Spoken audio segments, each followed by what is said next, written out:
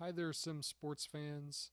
It's Morgan back again from the Nightmare Stables. It's part two or episode two of our Bargie Awards, where we recognize our outstanding runners from 2016 in the Bargain Bred Racing Series.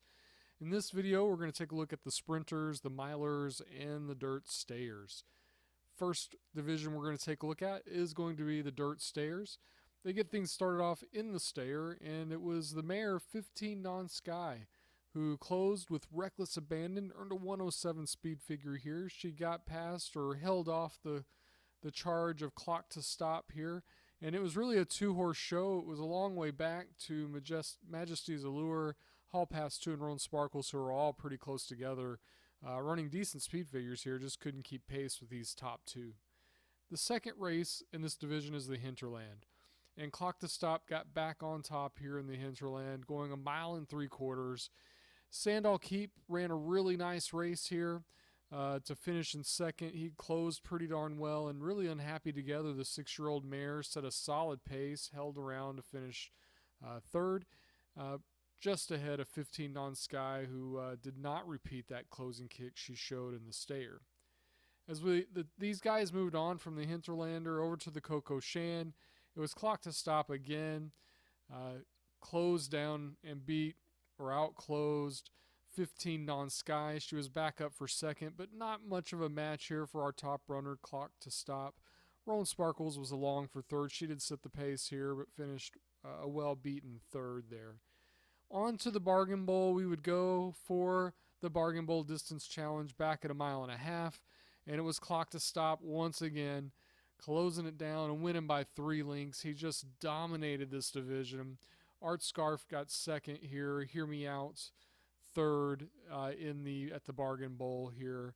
So this one, there's not much mystery to it. Our dirt distance Bargie goes to Clock to Stop. What a great season he had. It started on Bargie Day in the Bargie Day Marathon, the allowance where he won by 3 lengths, and he ran second in the stayer. It was his only defeat in this division this year, and he even picked up a second place in a listed stakes and won a local championship stakes over the summer. Really solid season for Clock to Stop. Congrats, Plano Stables, on yet another Bargie here. Solid runner. He'll be back this year. He'll be a player in this long division again, I would imagine. Here's a look at the dirt distance division. That has the stayer, the Hinterland, the Coco Shan, and the distance challenge.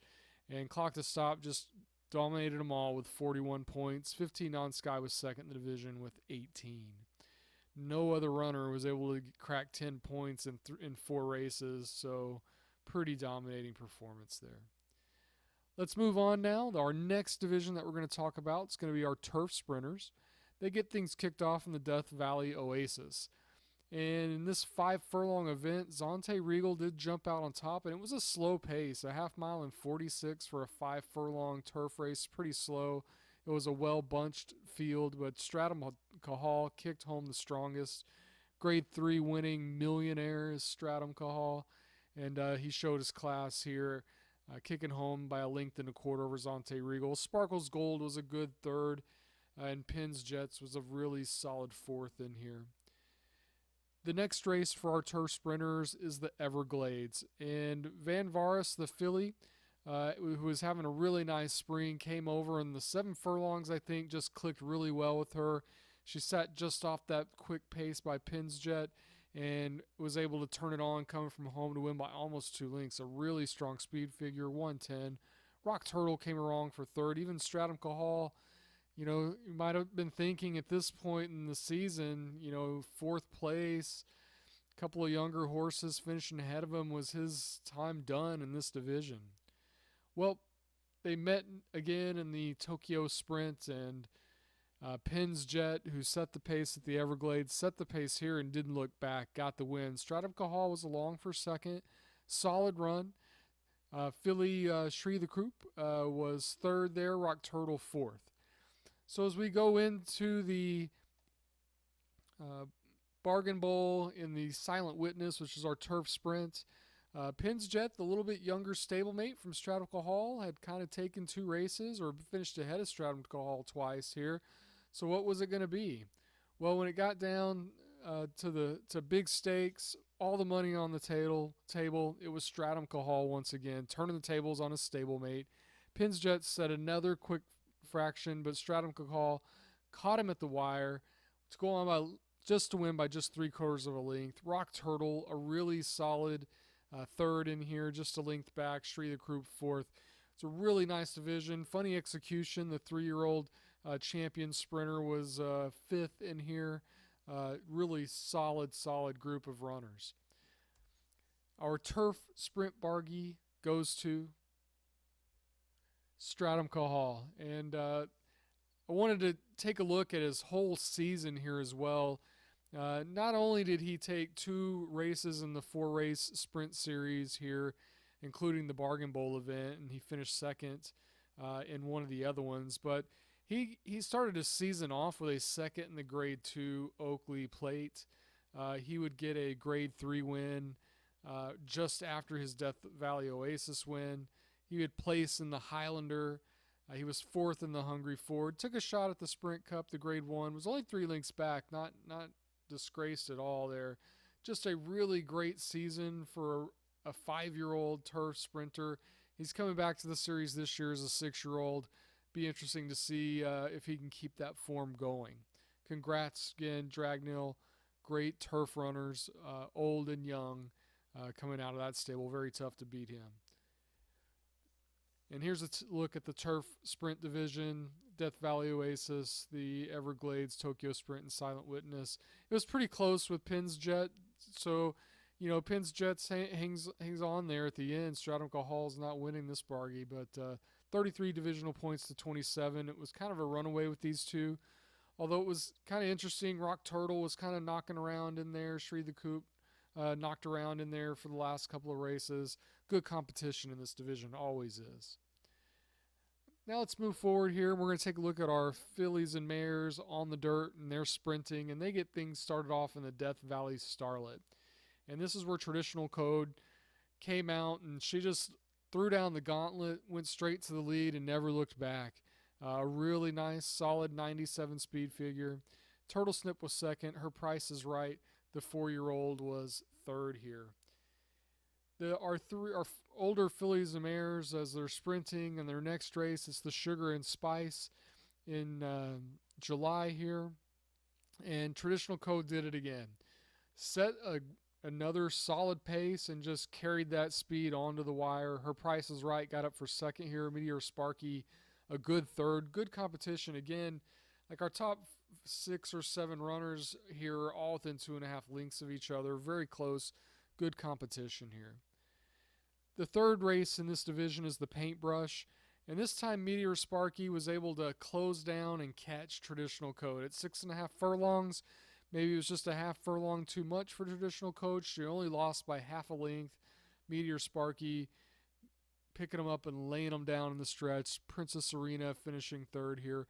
So Traditional Code with 2 wins and a second pretty much had a good hold on this division. And she proved to be the best at the Bargain Bowl in the Chance for Delta. They just can't catch her when she goes out there by herself. Although Princess Arena gave it a valiant effort, as well as Sweet Smart Saint. Both of those fillies closed nice and strong. Just a half length split separated these 3 runners here at the wire. So great runner, great year for Traditional Code. She pretty much dominated the division. 3 wins and a second.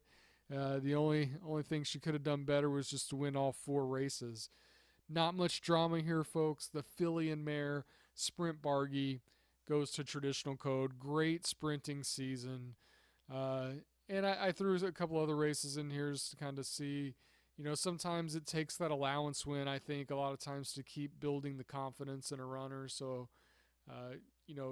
interesting sometimes to see how people approach that. It is a good amount of time between the first race in the series and the second race in the series as we go from April to July. So congratulations there with Traditional Code. Here's a look at the filly and mare sprint division. The Death Valley Starlet, our Sugar and Spice, the Paintbrush, and the Chance for Delta. Traditional Code, 41 divisional points, just dominating, really. Meteor Sparky a solid second. Princess Arena third. Her Price is Right fourth there in the division standings. Now let's go on and we'll take a look at our colts or our open sprints on the dirt. And that gets started with the Broadway sprint at 6.5 furlongs. And it was another compliment who closed pretty strongly, a 107 speed figure here in the win. He came from 5.5 lengths back there in the stretch.